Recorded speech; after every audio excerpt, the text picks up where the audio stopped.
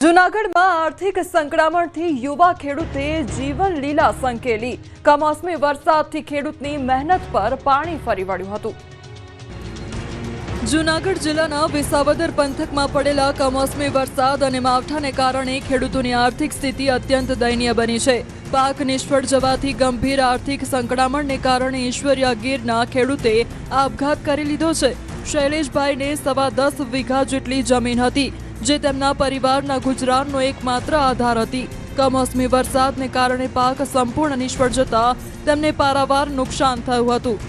પરિવારનું ગુજરાન કેમ ચલાવવું, દીકરા દીકરીઓની ફી કેમ ભરવી તે ચિંતા તેમને કોરી ખાઈ રહી હતી। તે ચિંતામાં તેમને વાડીએ ઝેરી દવા ગટગટાવીને અંતિમ પગલું ભર્યું। મૃતક શૈલેષ દેવજીભાઈ સાવલિયા તેમની પત્ની, 11 વર્ષનો દીકરો અને એક 16 વર્ષની દીકરી સાથે રહેતા હતા। 10 વીઘા જમીન છે અને ઉનાળુ પાક ચોમાસે ફેલ થયો, મગફળી પાક ફેલ થયો, ચોમાસું ડુંગળી પાક ફેલ થયો, એટલે આર્થિક સંકળામણના કારણે આપઘાત કરેલ છે। આત્મહત્યા કરી લીધી આર્થિક સંકળામણને લીધે। અમે પણ એની હારે જ હતા। શૈલેષભાઈએ જીવન લીલા સંકેલતા પરિવાર શોકમગ્ન બન્યો છે। તેમના સંતાનોએ પિતાની છત્રછાયા ગુમાવી છે। પોલીસે આત્મહત્યાનો ગુનો નોંધી તપાસ શરૂ કરી છે। प्राइमा फेसाई जो हमें कारण पता चला वो आर्थिक तंगी के चलते उन्होंने ऐसा किया। इस संदर्भ में हमें किसी तरह की कोई शिकायत या कोई आक्षेप किसी परिवारजन के द्वारा नहीं मिला, ना ही कोई सुसाइड नोट हमें जो है प्राप्त हुआ। तो इसीलिए पुलिस ने इसमें एक्सीडेंटल डेथ का जो है केस दाखिल किया है और इसमें फर्दर इन्वेस्टिगेशन अभी जारी है। तो देखते हैं इसमें अगर कुछ और पहलू निकल के आता है तो पुलिस जो है उसको खोजने के लिए प्रयासरत है। ખેડૂતોની આ પરિસ્થિતિ જોતા સરકાર નાના ખેડૂતો તરફ ધ્યાન આપી સહાય કરે તેવી માંગ પણ ઉઠી છે, જેથી આવા અન્ય બનાવો અટકાવી શકાય। ગીર સોમનાથમાં છેલ્લા 15 દિવસથી ખાતર માટે ધક્કા ખાતો ખેડૂત। રવિ સિઝનની તૈયારી સમયે જ ખાતરની અછતથી ખેડૂત પરેશાન। ખાતર માટે ખેડૂતોની રજળપાટ। ખાતરને લઈને અમારા તાલુકામાં બહુ અછત છે। જરૂરિયાત સમયે જ ખાતરની અછત। આ ખાતર મળતું નથી। ખાતર માટે ડેપોએ ડેપો ભટકતો ખેડૂત। ખાતર નહીં, ડીએપી ખાતર ને પોલીનરમાં સોલ્ટેજ। મારે 100 વીઘા જમીન છે, 10 યુરિયા બાસકા જરૂર છે। કમોસમી વરસાદે આપેલા ઘા હજુ રૂજાયા નથી, ત્યાં રવિ સિઝનના વાવેતરને લઈ નવા સંકટે ખેડૂતોને ઘેરી લીધા છે। ગીર સોમનાથ જિલ્લામાં ફરી ખાતરની અછતની બુમરાળ ઉઠી છે। કોડીનારમાં યુરિયા અને ડીએપી ખાતર ન મળતા ખેડૂત પરેશાન છે।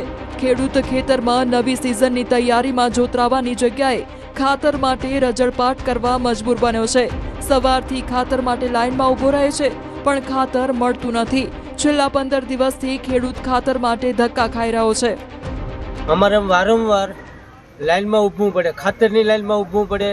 અહીંયા જે ધોવાણનું છે તો એમાં અમે કાલ રાતના ઊભા લાઈનમાં, ભાઈ અહીં સહયું કરો ને અહીં ઓલું કરો ને, બરોબર। ખાતરને લઈને અમારા તાલુકામાં બહુ અછત છે, બરોબર। ખાતરને અમે લાઈનમાં જ ઊભા, બરોબર। ખાતરની પૂરી અછત છે। યુરિયા ખાતર નહીં, ડીએપી ખાતર ને પોલીનરમાં સોલ્ટેજ।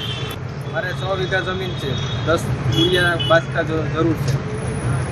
હાલમાં ડીએપી નહીં, યુરિયા નહીં। 2-3 દિવસથી ધક્કા ખાય તો ખાતરનું સોલ્ટેજ બહુ છે ભુજના તાલુકામાં। શિયાળુ સિઝનમાં ઘઉં, બાજરી, ચણા, શેરડી, રાયડો સહિતના મુખ્ય પાકોનું મોટા પ્રમાણમાં વાવેતર થઈ રહ્યું છે, પરંતુ રવિ પાકોમાં યુરિયા ખાતરની તાતી જરૂરિયાત સામે ખાતરની અછત સર્જાતા ખેડૂતો ચિંતિત બન્યા છે। આ સમયમાં ખાતર ન મળવાથી ખેડૂતોએ વાવેતર થંભાવી દેવું પડે છે। જો વાવેતર મોડું થાય તો પાકના ઉત્પાદન પર તેની સીધી અસરકારક પડશે। આ રવિ પાકમાં ઘઉં અને ચણાનું વાવેતર કરવા માટે પાયાના ખાતર ખાસ કરીને ડીએપી, એનપીકે અને યુરિયા પછી જરૂર પડશે, પણ એનપીકે અને ડીએપી પાયાના ખાતરની જરૂર પડે। આજે ખેડૂત છે એ ગામે ગામ ફરે છે, રખડે છે, અને બાકી આ છેલ્લા 15 દિવસથી આ ખાતર મળતું નથી। જ્યારે આ મામલે ખરીદ વેચાણ સંઘના ડેપો ક્લાર્કને પૂછવામાં આવ્યું તો તેમણે દાવો કર્યો કે આગામી સમયમાં ખાતરનો જથ્થો આવી જશે। અછત તો રવિ સિઝનમાં હોય જ, દર વર્ષે હોય। કેટલાક દિવસોથી આવશે? છેલ્લા 15 દિવસથી અછત છે। હજુ ક્યાં સુધી રહેવાની સંભાવના? 2-5 દિવસમાં ડીએપી આપે એવા મેસેજ છે. યુરિયાની અસર છે તો શું કરવું? યુરિયાની હાલ ખેડૂતોને જરૂર નથી, પણ જરૂર પડશે ત્યારે આવી જશે યુરિયા. ખેડૂતને જરૂરિયાત સમયે જ કેમ ખાતરનો જથ્થો ઉપલબ્ધ કરાવવામાં નથી આવતો? રવિ સિઝનની શરૂઆત સમયે ખાતરની મોટા પ્રમાણમાં ડિમાન્ડ રહેતી હોય છે, ત્યારે કેમ ખાતરને લઈ આગોતરું આયોજન નથી કરવામાં આવતું?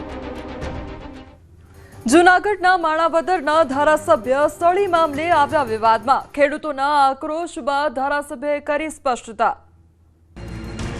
ધારાસભ્ય અરવિંદ લાડાણી વર્સિસ ખેડૂતો. ફોન કોલ અને સળી મામલે સર્જાયો વિવાદ.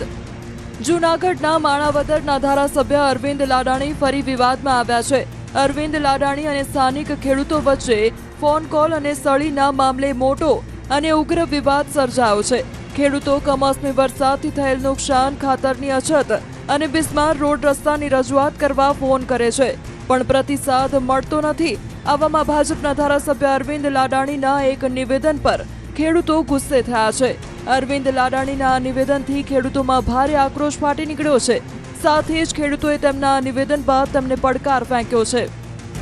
કે ભાઈ એને જવાબ આપી દીધો, એમ કહે છે કે હું બધાના ફોન ઉપાડું, મિટિંગમાં હોય તો ફોન ન ઉપડે. મેં એને અનેક વખત તે પછી ફોન કર્યા છે, વેઇટિંગમાં ફોન આવતો હોય છતાં મને ફોન સામો નથી કર્યો, મારો એક પણ ફોન નથી ઉપાડ્યો. અને એ પેલા મેં ઘણા બધા મુદ્દાઓના ફોન એને કરેલા છે અને મુદ્દાઓ એને દીધેલા છે. મારી પાસે તમામ સાબિતી સહિત છે.